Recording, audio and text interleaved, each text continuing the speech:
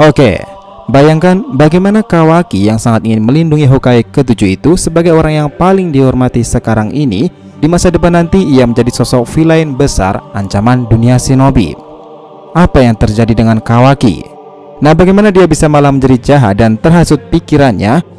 Apakah meskipun karma dari tubuhnya ini sudah hilang, tetapi data Otsutsuki masih sisa 80% itu memungkinkan Kawaki mendapati karmanya lagi? Atau sesuatu seperti kemunculan Eidakara atau bahkan Code sendiri memicu alasan Kawaki ini bisa menyimpang dan malah menjadi jahat? Nah, ini masih banyak spekulasi nih, tapi karena banyak yang meminta ngebahas beberapa kemungkinan ini Kawaki menjadi jahat, oke, mari kita breakdown.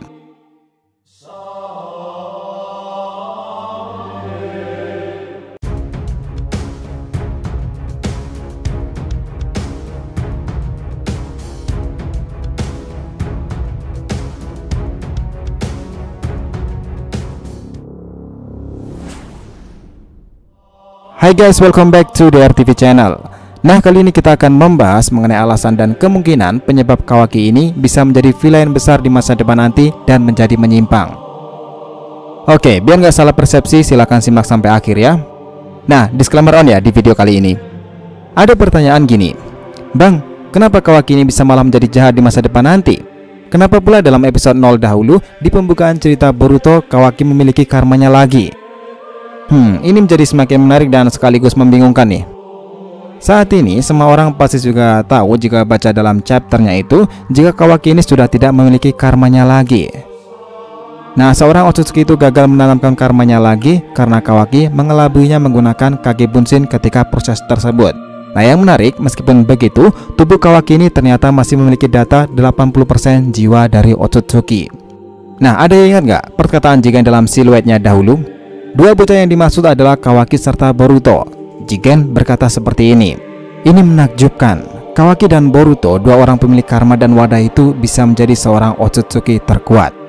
Dan ini juga related nih, ternyata salah satu dari mereka harusnya dikorbankan menjadi mangsa dan vitamin dari pohon Shiju sendiri, yang kita tahu belum berbuah saat ini. Nah, tetapi nih, setelah Isshiki ini gagal dan ia hancur, maka pupus sudah harapannya itu. Sementara itu, waktu itu terus berjalan sampai di mana Kawaki ini benar-benar begitu menghormati dan mengagumi Hokage ke-7. Nah, kekagumannya dengan Hokage itu bahkan membuatnya rela berkorban apapun seperti saat mengeluarkannya dalam mangkuk itu atau bahkan mengambil risiko apapun. Nah, di dalam chapter 58 kemarin itu, ia juga sempat berujar seperti ini. "Jika kondisiku payah seperti ini terus, aku tidak akan bisa menjaga dan melindungi Tuan Hokage." Bayangkan sosok Kawaki yang sangat kasar itu dan antisosial menjadi seseorang yang mengagumi Naruto, dan ini memang sangat wajar sih karena pelakuan Hokage dan Konoha sendiri berbeda dari Jigen dan Kara lakukan kepada Kawaki di masa lalu.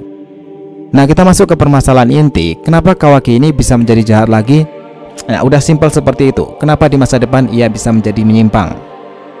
Oke, lagi-lagi ini tetap disclaimer on ya, karena chapternya sendiri itu belum mengungkapkan sampai di sini, dan ini hanyalah kemungkinan besar dari spekulasi-spekulasi di chapter-chapternya itu. Pertama, karena Eidakara. Nah, ada yang kita ingat dari perkataannya bahwa Kawaki dan Boruto ini bisa menjadi seorang pangerannya, karena teknik yang dimiliki Eida sendiri bisa membuat lawan itu tunduk kepadanya, dan ini seperti budak tawanan yang mereka akan terpana sekaligus patuh dengan apa yang dilakukan oleh Eida. Tetapi nih, memang karma itu memiliki pengecualiannya karena tubuh Kawaki dan Boruto sendiri itu memiliki data seorang Otsutsuki. Mereka tidak semudah itu didapatkan oleh Eida. Nah, namun yang kita ingat, Eida itu harus memilih salah satu di antara mereka untuk diberikan kepada pohon Shinju sesuai kesepakatannya dengan Code. Karena sampai saat ini belum ada yang tahu nih batas maksimal kekuatan Eida ini seperti apa, tapi dari beberapa kemungkinan chapter-chapter kemarin itu, Eida ini bisa saja menjadi sosok yang membuat Kawaki ini menyimpang lagi nih. Nah, yang kedua itu karena Code sendiri. Nah, ingat nggak bahwa orang lain selain Kawaki yang bertahan dalam eksperimen karma adalah Code sendiri. Nah, kita ingat bahwa saat ini pun Code selain iri dan dendam kepada Kawaki, ia benar-benar ingin melawan orang yang pernah memiliki karma asli dari Jigen. Nah, sementara Code yang mendapatkan karma itu tetapi hanya sebagai wadah yang kosong, kita jadi berpikir nih, jika suatu masa nanti ada battle di antara keduanya, apakah karma Code ini bisa bereaksi terhadap Kawaki yang dikenal sebagai mantan pemilik karma asli dari Otsutsuki? Nah, apakah dengan Kawaki yang sudah tidak memiliki karma itu tetapi masih memiliki 80% jiwa Otsutsuki, ketika ia bersentuhan dengan Code, karma Kawaki akan bangkit dengan sendirinya karena semacam resonansi atau efek dari Code sendiri? Who knows? Nggak ada yang tahu soal pastinya ini. Tetapi momen ini memang sudah dipersiapkan karena kita tahu saat ini Kawaki sendiri dan tim 7 itu sedang berlatih serius untuk melawan Code dan memberikan karma Boruto kepadanya.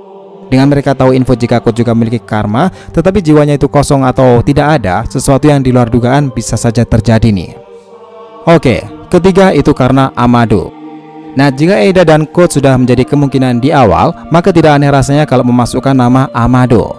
Orang ini yang tahu seluk-beluk tentang Kara karena sebagai seorang ilmuwan, Amado ini memiliki intelijensi tinggi terhadap para anggotanya di masa lalu.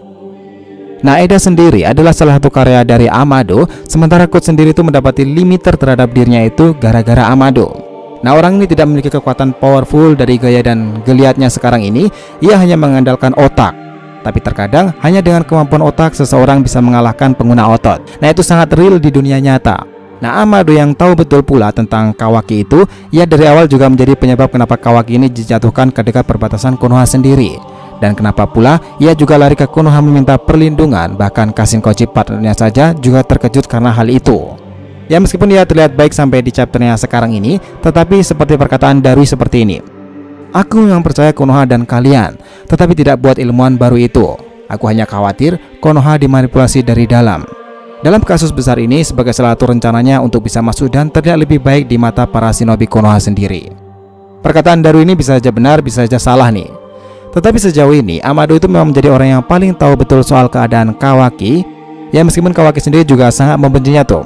Tetapi sebagai kewaspadaan aja nih, bisa saja Amado itu menjadi penyebab Kawaki ini bisa menjadi menyimpang.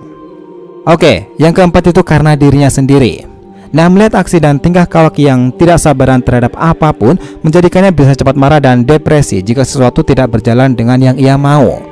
Seperti kemarin dalam chapter 58, Kawaki itu merasa latihan dasar seperti ini bagus, tetapi sangat tidak efisien dan buang-buang waktu. Dia itu bahkan berkata seperti ini, harus berapa tahun lagi dengan semua hal ini? 5 tahun atau bahkan 10 tahun? Nah, menurutnya meskipun Jigen itu melatihnya dengan sangat keras, setelah ia sadari semua hal itu yang diberikan Jigen itu memang ada benarnya meskipun terlihat kasar, tetapi pada akhirnya membentuknya menjadi pribadi yang kuat dan sangat pemberani. Nah, kondisi-kondisi seperti ini yang labil itu bisa jadi nih menjadi masalah Kawaki di masa depan nanti jika tidak segera dirubah. Nah, jadi dapat ditarik kesimpulan besarnya nih, jika dalam episode 0 Kawaki itu kembali hadir menggunakan karmanya itu, memang memiliki beberapa spekulasi nih. Dari keempat itu bahkan masih memungkinkan ada satu teori lagi di mana tubuh Kawaki ini dikendalikan oleh seorang Otsutsuki lain. Karena balik lagi nih, saat ini pun jiwa Otsutsuki itu sudah 80% bersarang dalam tubuhnya. Dan lagi pula, peran Kawaki sekarang ini yang sama seperti Sasuke di era shinobi masa lalu. Jadi sangat memungkinkan di masa depan nanti Kawaki itu sempat menyimpang dan menjadi salah satu villain terbesar di eranya, seperti Sasuke dahulu menjadi salah satu penjahat terbesar di masanya. Bagaimana menurut pendapat kalian? Semoga jadi itulah tadi pembahasan kita mengenai alasan dan kemungkinan penyebab Kawaki itu bisa menjadi villain besar di masa depan nanti. Jangan lupa kasih saran di kolom komentar dan subscribe channel ini. Semoga ceritanya itu memberikan informasi dalam tiap pembahasan animenya. Thank you telah menonton konten DR TV and will be come back.